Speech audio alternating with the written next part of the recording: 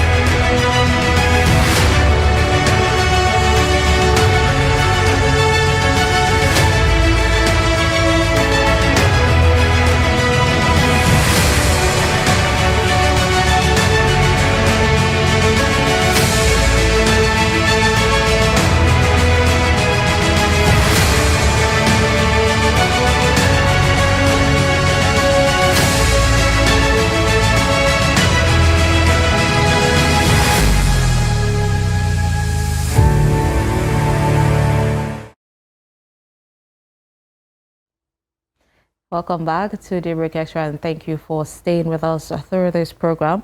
So right now we're talking about, of course, family planning, and in order to dissect, from the professional angle, the importance of family planning amidst the economic hardship, we have Dr. Anthony Adindu Nwala, a public health specialist and the Assistant Chief Program Officer at the Association for Family Health, that's Society. The SFH.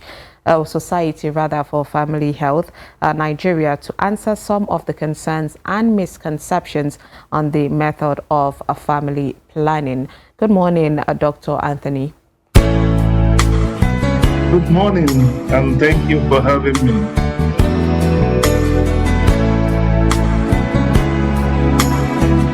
Family planning.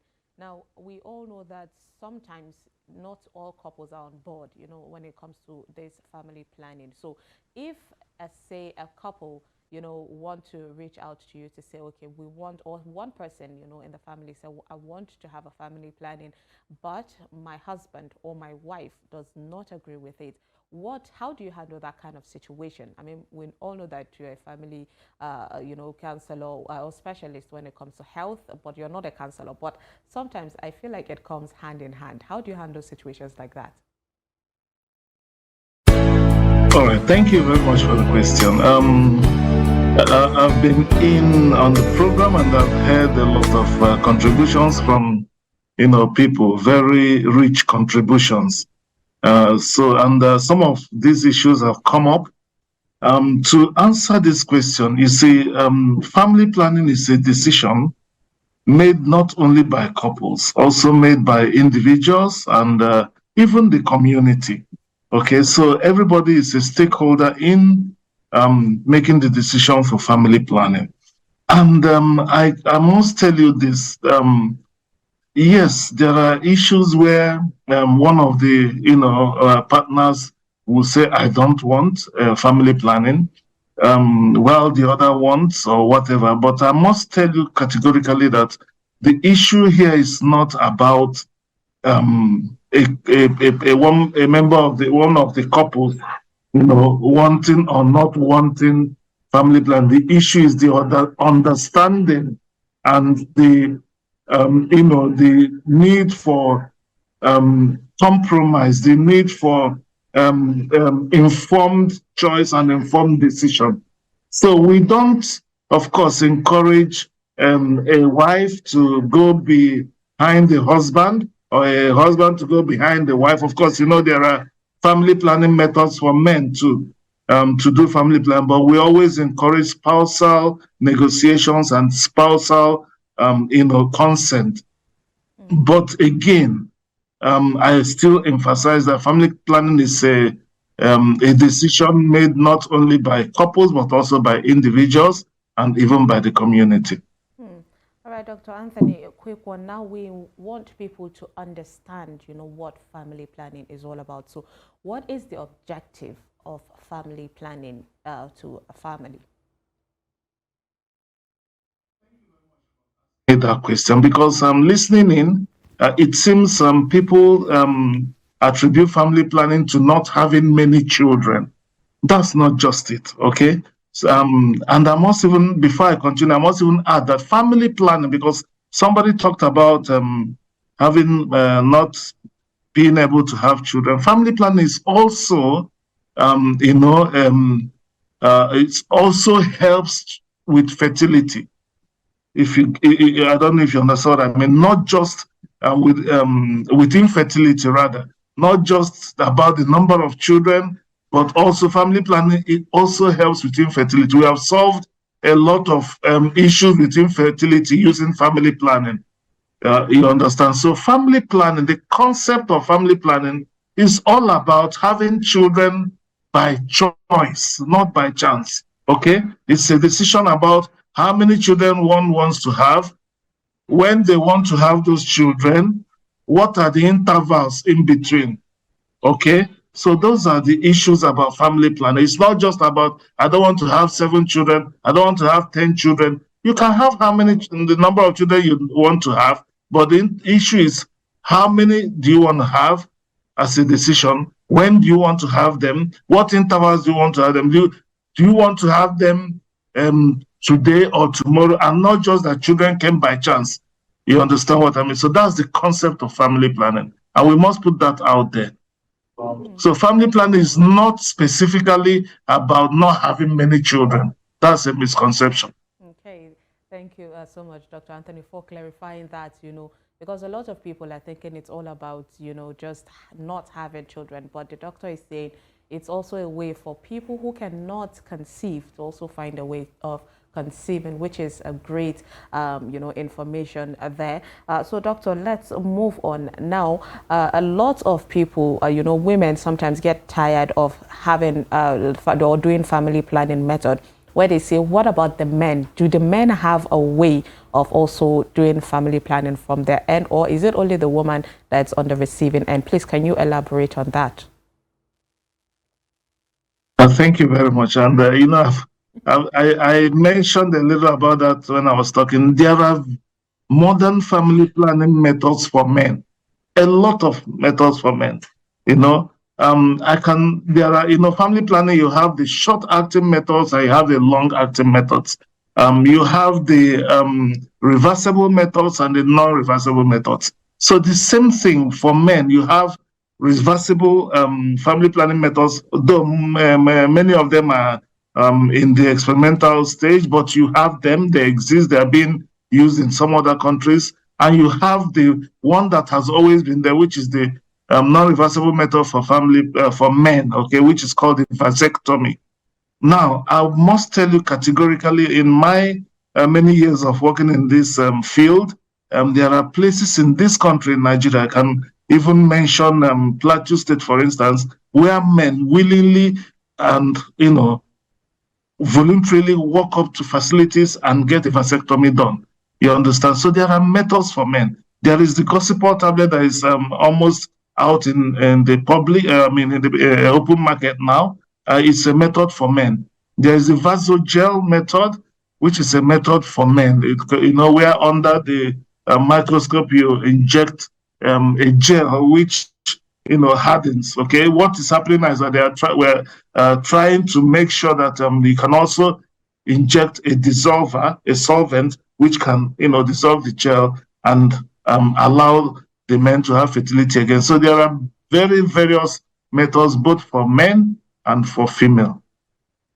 Okay, doctor, I would like you to please tell us the procedures and how long does this family planning method or the process last? Is there a duration for each of the processes that you convey to the people? Discussing modern family planning methods, right? So there are short-acting methods, there are long-acting methods, right? There are methods that last for 2 months, there are methods that last for 3 months, there are methods that last for 3 years, there are methods that last for 5 years. I can give you examples, like you have injectable modern contraceptive products like the Noristra that lasts for 2 months, you have the Depot that lasts for 3 months, you have implants, okay, that last for 3 years, you have the Chadele 2-rod implant that lasts for 5 years, and you have intrauterine devices that can last for up to 10 to 12 years, right, when inserted. And then, of course, you have the bilateral tubal ligation. That is when a couple or a woman comes together and says, look, we've had enough children, we don't want to have any. Or when there are, other indications like, let's say, risk to life, you do a bilateral tubal ligation, and that's a permanent method. And then you also have the vasectomy for men, which is also a permanent method. So there are different methods. You have the ones you can put today and remove it tomorrow if you wish, right? Even, like I said, the intrauterine device that lasts for 12 years can be used as an emergency contraceptive. You have the ones that are used for like just 72 hours. You can insert an intrauterine device today and decide to remove it tomorrow. And all these modern family planning methods, even though some of them have their side effects, which are also transient, it's not everybody that will feel a side effect, but all these are reversible and safe, very safe for everybody. Doctor, what are the how effective, rather, that should be how I should phrase it, how effective is family planning? Because we've seen situations where family, have this peace of mind that, okay, I've done the family planning, but then something goes wrong and then they conceive unprepared. So how effective and how can one know the right one to do? So it's very important to underline the role of trained providers in provision of family planning. Now, every modern family planning is on the minimum 90% effective, right? Of course, in medicine, don't say 100%, right? Every modern family planning method they are highly effective, and the reversible methods are all reversible. They don't really affect fertility like misconception people think about. So they are effective, and let me even say this, there is a method for every woman, irrespective of age, irrespective of race, irrespective of religion, right? In the course of this program, we have people say, yes, Islam supports the principles of family planning. Same with Christianity. supports the principle of family planning. So there is a method for every woman, irrespective of age, irrespective of weight. That's one other misconception, irrespective of class, irrespective of religion. So there's a method for everyone, and all modern family planning methods are highly effective, and they actually, don't harm anybody. Okay, doctor, we know that these things, the plannings and the procedures are not done for free. What are the cost implications of these procedures when maybe people cannot afford it? Is it free? Is it something that can be regulated for people to be able to afford?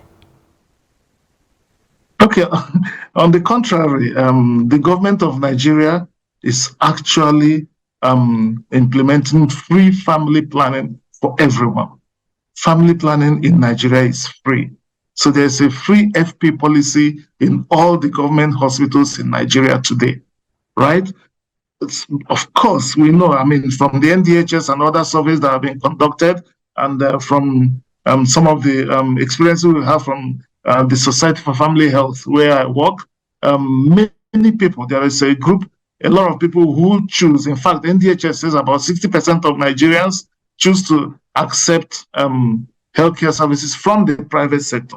So that's when we can talk about cost, right? But if you walk into any government hospital today, you get family planning for free. So, but in the private sector, going to your question, family planning is not expensive. Even some of the methods that are judged to be expensive, like the Mirena, for instance, which is a hormonal IUD, which is about the most expensive family planning method. Today, there are, the manufacturer has, given up, some of the patency and restrictions. So there are different methods that have come into the market, other brands that have brought down the price of this method. In Society for Family Health, for instance, we have a hormonal IUD called Avibella, right? I'm not doing advertisement, but I'm just saying that some other methods, the patency has been opened up, and there are other methods that have brought down the price of the most expensive FP method. Aside that, other ones like the IUDs and intrauterine devices that we mentioned, the injectables are really, really very cheap in the private sector. But in the government sector, the government hospitals, family planning is free. The federal government of Nigeria, and I really commend that, for some years now, have been implementing the free family planning policy. Okay, doctor, again, even though earlier you stated that the side effects, we're talking about the side effects. We've seen in some reports that some women are actually complaining about the implants. I wouldn't say I know what's the different methods and what it does, the side effect it has, but then I've come across women where they complained about the implants. After removing, they tend to bleed excessively. What would you say is the cause of that? And to add to that, also for people taking the injection, sometimes the side effect tends to make them, big, chubby, yes, more chubby and all that. So situations like that, when it causes bleeding and excess soreness or all that to the body, what can people do? What can the women do to handle that situation? Okay, thank you very much for that question. And it's very important for people to know about side effects when it comes to family planning. On the contrary, let me put it this way. When we talk about bleeding in family planning, right, we call it bleeding changes, right? Bleed changes. So on the contrary, there are even family planning methods that we use to arrest heavy bleeding in women. So it's not like once you have a family planning method, you bleed. No, there are bleeding changes. Some people may have what we call spotting, that is a little bleeding in between menses. Some may have a heavy bleeding, and others may even have no bleed at all when they use family planning. But before I continue on that, I must put it out there that side effects when using family planning are not they are not sacrosanct, right? So it's not everybody that will have a side effect. That's the first thing to note. The other thing to note is that these side effects are transient. Okay, they are it's for a short period. It's like introducing a foreign object into your eye, for instance. the eye will tear a little, right? And once that thing settles in, you won't have those tearing, right?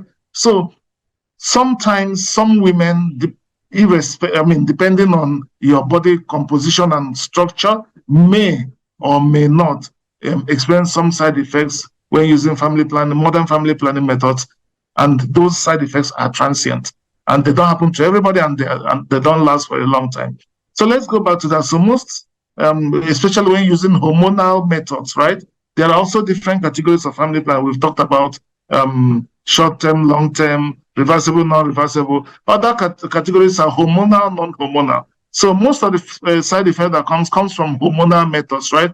Even though it's not everybody that will have those side effects, but they are extremely transient. And you mentioned something very interesting about weight gain when using family planning, especially the injectable methods. I'll put this to you here, right? Yes, a lot of women complain about weight gain, but we've done a lot of studies, a lot of research on this issue, and the overwhelming fact is that women who take family planning have a lot of rest of mind, right?